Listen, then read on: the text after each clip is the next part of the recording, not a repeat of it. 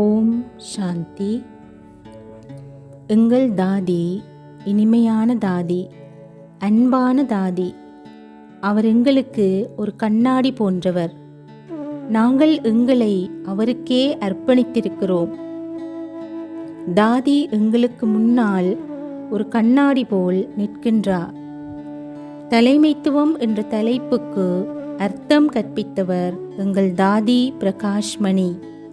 அவர் கடலின் ஆழத்தை போன்றவர். அவளுடைய இளவயதில் எல்லோரும் அவவை ரமா என்று அழைத்தார்கள். ஆனால் பரமாத்மாவை தவிர வேறு யாருக்குமே ஒரு நாளைக்கு இந்த குழந்தை உலகத்துக்கே பிரகாசத்தை கொடுக்கும் மணியாகும் என்ற ரகசியம் தெரிந்திருக்கவில்லை. இதனால்தான் அவருக்கு தந்தை பிரகாஷ்மணி என்ற பெயரை கொடுத்தார். அவர் அவருடைய பெயருக்கு ஏற்றாற்போல தாய்மை உணர்வுடன் கூடிய தலைமைத்துவ பண்பினை தன்னிகரற்ற முன்னுதாரணமாக திகழ்ந்து வெளிப்படுத்தினார். தாதிஜி தன்னை முதலாக சந்திக்கும் ஒருவராயினும் கூட அவரையும் தனக்கு மிக நெருக்கமானவராக உணரச் செய்யும் விசேஷ இயல்பு கொண்டவர். இதனால் முதலாக தாதியை சந்திப்பவர்களும் கூட தாதிஜிக்கு மிகவும் பிரியமான வாழ்நாள் சகோதரனாக சகோதரியாக ஆகிவிடுகின்றார்கள். 1936 1969 வரையிலான காலப்பகுதியில் பிரம்மா பாபா இந்த ஸ்தாபனத்தில் உறுதியான ஒரு அத்திவாரத்தை நிறுவினார். தாதிஜியின் நிர்வாகத்தில் 37க்கும் மேற்பட்ட 100க்கும் மேற்பட்ட நாடுகளில் 150 நிலையங்கள் உருவாக்கப்பட்டன. 20,000க்கும் அதிகமான தியான வகுப்புகள் ஆரம்பிக்கப்பட்டன. பாரதத்தில் மட்டுமே ஒவ்வொரு மூலைகளிலும் 2500க்கும் மேற்பட்ட கிளை நிலையங்கள் ஆரம்பித்தன. ஜெயந்திபென் தாதிஜியை பற்றி கூறுகையில் கூறுகின்றார், தாதிஜி எனக்கு நீங்கள் முன்னேறிச் செல்லுங்கள், நான் உங்களுக்கு ஆதரவு தருவேன், நான் உங்களுடன் கூடவே நிற்பேன் என்று கூறுவார். தாதி எமக்கு தந்த ஆதரவும் அவர் எங்கள் மீது வைத்திருந்த நம்பிக்கையும் புதிய புதிய நிகழ்வுகளாக இருந்தாலும் அதில் எம்மை உற்சாகமாக இறங்கச் செய்து சேவையில் வெற்றியை தந்தது. எமக்கும் நாம் என்ன செய்ய போகின்றோமோ என்ற பயத்தை அவ்வப்போது ஏற்படுத்தி தவித்து நின்றாலும் தாதிஜியின் தலைமைத்துவத்தின் கீழ் எம்மால் சந்தோஷமாக தைரியத்தோடு செயல்பட முடிந்தது. தாதிஜியின் தலைமைத்துவத்தின் கீழ் சுமார் 8000 சகோதர சகோதரிகள் தங்கள் வாழ்வை இந்த சேவையில் அர்ப்பணித்துக் கொண்டார்கள்.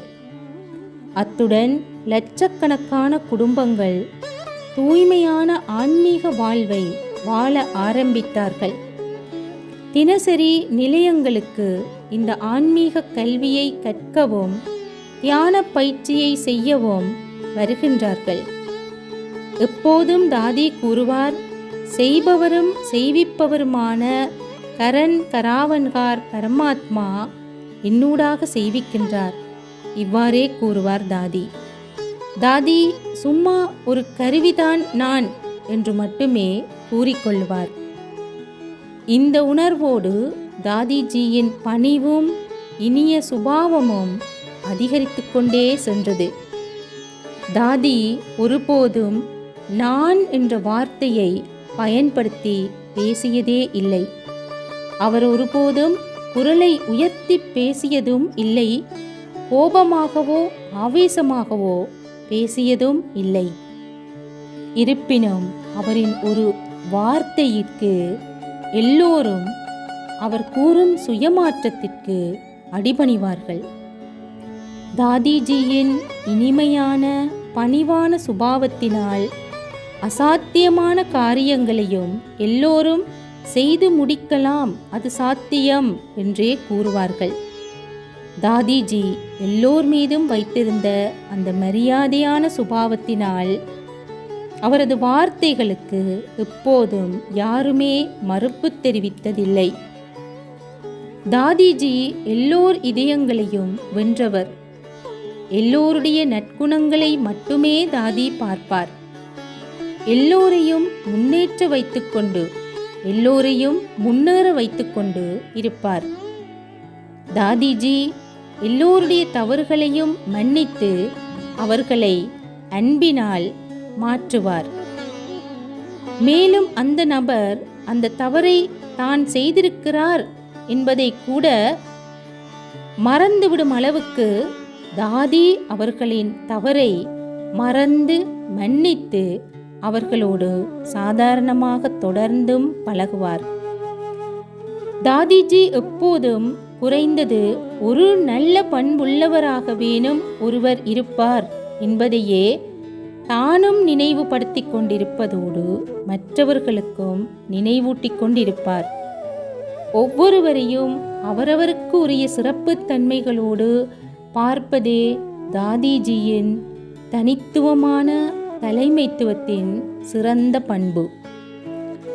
இந்த சர்வதேச அமைப்பின் பொறுப்பான தலைமை பதவியில் தாதி இருந்தாலும் தாதிஜி எப்போதும் இலேசாகவும் பிரகாசமாகவுமே இருப்பார். அவரை யாருமே எப்போதும் எந்த தயக்கமுமின்றி சந்திக்கக்கூடியவராக இருந்தார். தாதி குழந்தைகளுடன் பழகும் போது தானும் ஒரு குழந்தையாக மாறிவிடுவார். இளைஞர்களுடன் இளைய வயதினர் போலவும் கலைஞர்களுடன் கலைஞர்களாகவும் மாறிவிடுவார்.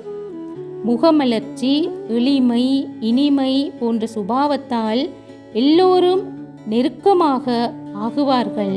தாதிஜியுடன் தாங்கள் தாதிக்கு உரித்தானவர்கள் என்றே உணர்வார்கள். தாதியின் நிலை பற்றி எங்கள் எல்லோர் இதயத்திலும் வரும் உணர்வு என்னவென்றால் அவர் எங்களுடைய அம்மா என்பதாகும்.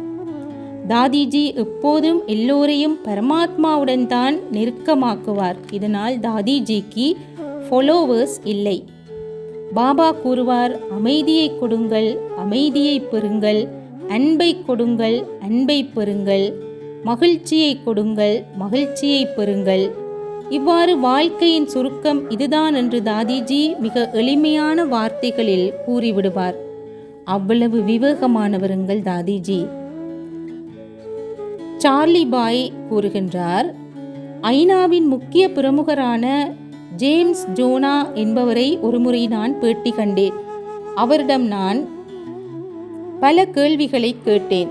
அப்போது நீங்கள் சந்தித்த உலகத் தலைவர்களுள் உங்கள் மனதை கவர்ந்த தலைவர் யார் என்று ஒரு கேள்வியை கேட்டேன். அதற்கு அவர் தாதி பிரகாஷ்மணி என்று பதிலளித்தார். காரணம் அவருடைய வாழ்க்கைதான். அவருடைய வாழ்க்கையே தலைமைத்துவ பண்பை வெளிக்காட்டுவதாக முன்னுதாரணமாக திகழ்ந்தது. குறித்த ஒரு நபருடன் எல்லோரும் எப்போதுமே திருப்தியாக இருப்பது என்பது சாத்தியமில்லை. ஆனால் தாதிஜியை பற்றி நீங்கள் யாரிடம் கேட்டாலும் ஒரே பதில்தான் வரும். அதாவது, தாதியா, அவ என்னுடையவர் என்பார்கள். தாதியை போல் யாருமே இல்லை. எந்த குழந்தைக்கும் தன் தாயை போல் இன்னொருவர் இல்லை என்றேதான் இருக்கும். அவ்வளவுக்கு தாதி ஒரு உதாரணமாக திகழ்ந்து தன் தலைமைத்துவத்தை வெளிப்படுத்தியவர். அப்படி அவர் ஒரு சக்தியின் வடிவமாகவும் தாயின் வடிவமாகவும் திகழ்ந்தார். இன்னும் ஒருவர் கல்விமானாக இருந்தால் என்ன, அல்லது மகா துறவியாக இருந்தால் என்ன, பிரபல புள்ளியாக இருந்தால் என்ன, சாதாரணமானவராக இருந்தால் என்ன, அவர்களின் இதயம் தாதி எங்கள் தாய் என்ற ஒரு வார்த்தையையே கூறும். ஓம் சாந்தி.